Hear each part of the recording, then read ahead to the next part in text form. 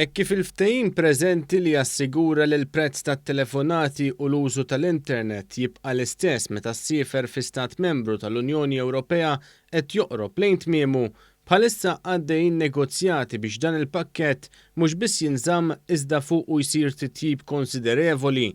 Fil-Parlament Ewropew fi Strasburgu, One News tkellem mal-Europarlamentari Laburista Alex Agius Saliba li huwa negozjatur fuq din it-tema f'isem is-Soċjalisti u d-Demokratiċi fil-Parlament Ewropew.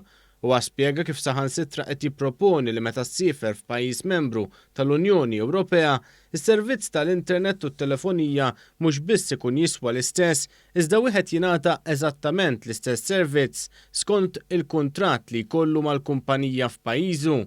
Jekk inti f'Malta intitolat bil-kuntratt tat-telefonija tiegħek illi ikollok servizz ta' 4G, meta ssiefer barra minn Malta tkun qiegħed il-Belġju, l-Italja, Franza.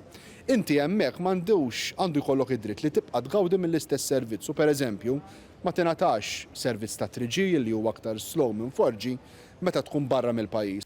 Agius Saliba spjega wkoll kif proposta oħra tiegħu li diġà ġiet approvata ser tgħin lil min f'pajjiżna iħobb joħroġ bid-dgħajsa. Dan hekk kif fil-passat kien hemm każijiet fejn ma jindunawx li jkunu qabdu ma' servizz operatur Libjan u jispiċċaw jirċievu kontijiet għolin ħafna. Proponejt u din ġiet approvata wkoll li meta inti tkun bejn stat membru u pajjiż terz tirċievi messaġġ li jinformak jekk trid tibqa' tuża s-servizz għaliex ovvjament bad ma' operatur barra miż-żona euro. Din il-leġislazzjoni se tinkludi wkoll protezzjonijiet ġodda għall konsumatur u aċċessibilità ġdida għal numri ta' emerġenza għal meta wieħed ikun barra minn pajjiżu.